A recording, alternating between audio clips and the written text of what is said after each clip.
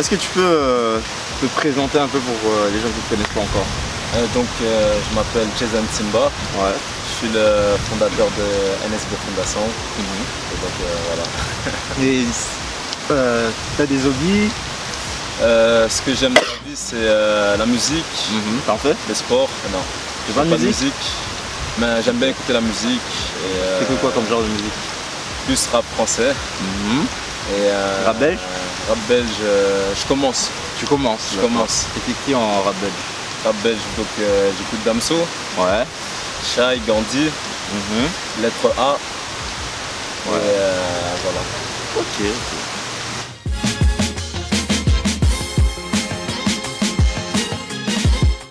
Donc dis-moi un peu, l'académie, parle-moi-en un peu. Donc moi mon truc il s'appelle NSB Fondation. Donc c'est un groupe qui fait plusieurs projets. D'accord. Et le premier projet il s'appelle Ensemble Écrivons Demain. C'est basé sur le foot. Donc c'est-à-dire qu'on est plus dans le placement des joueurs en club. C'est-à-dire qu'on leur trouve des clubs, tout ça. Et chaque dimanche, au complexe du Petit Chemin Vert à Neder-Overbeek, il y a l'académie de foot à 14h. Et là, on peut évaluer le niveau. Donc c'est un sorte de test. Non, on peut dire aussi que c'est... ils s'entraînent aussi, quoi. Ils s'entraînent et nous, ça nous permet aussi de regarder ce qui va bien, ce qui va pas, ce qui va moins bien. Voilà. D'accord. Et c'est ouvert à tout le monde? Voilà, ouvert à tout le monde. Les âges? Les âges, on a commencé à partir de 12 ans. À partir de 12 ans, d'accord, jusqu'à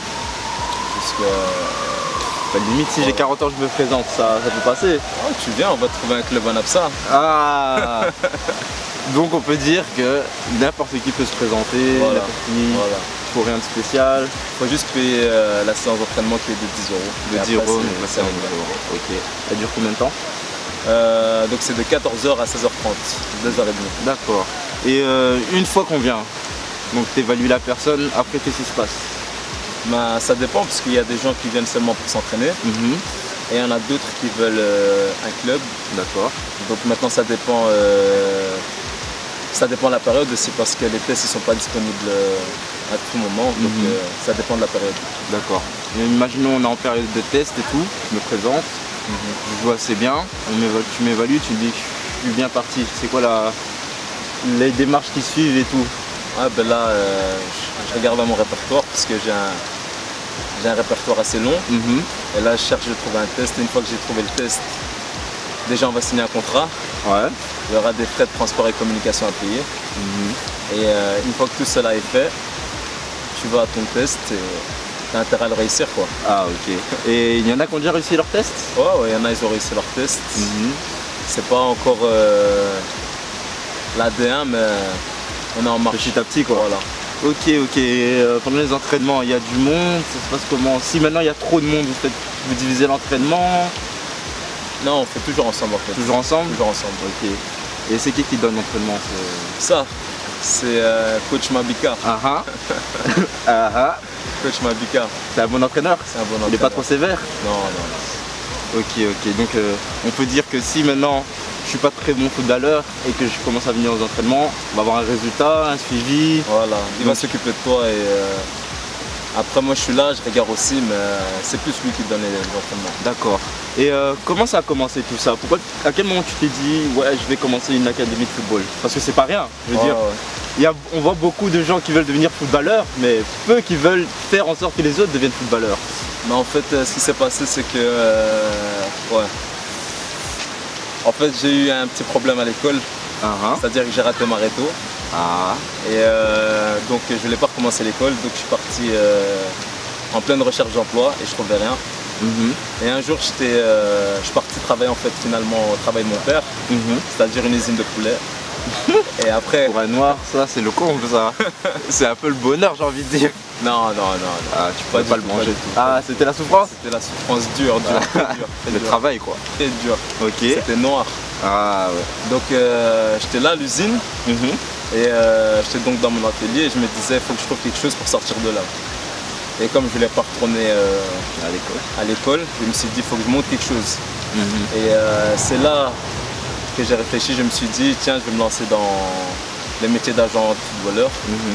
Et comme ça a vite pris, on a développé aussi la partie avec l'académie et pour l'instant ça va, ça marche bien. Et comment ça s'est fait ce lien avec l'académie? Ça s'est fait Mais parce qu'il y a eu certains joueurs, en fait, on a eu des petits soucis quand ils sont partis faire leurs tests. Ouais. C'est-à-dire qu'ils ont raté leurs tests parce que moi aussi je les avais pas vus en fait. Je n'avais pas le temps d'aller les voir comment ils jouaient, tout ça. Et donc je les ai donné quelque chose, on va dire, qui n'était pas à leur niveau, c'était un peu trop élevé. D'accord. Et donc du coup, ce qui s'est passé, c'est que je me suis dit comment je peux faire pour les voir. Et après je me suis souvenu que moi-même avant, je jouais dans une académie et j'ai repris les mêmes infrastructures.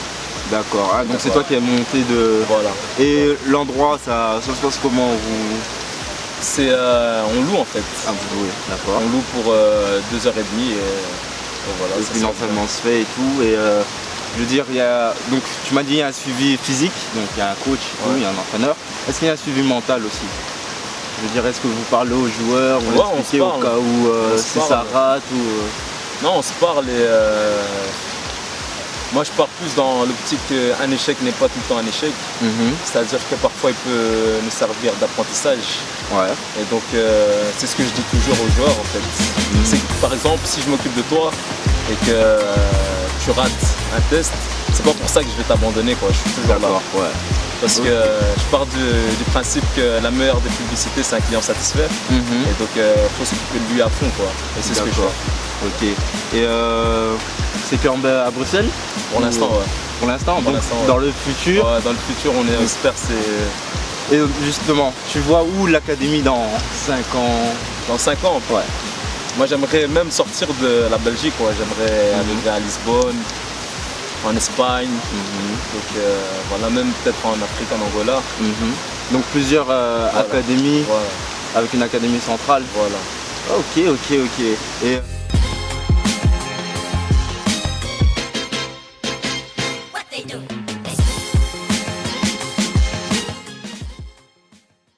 ça fume déjà là? Là? Ouais. Pourquoi? T'as un stress ou quoi? Quand tu stresses? Non mais...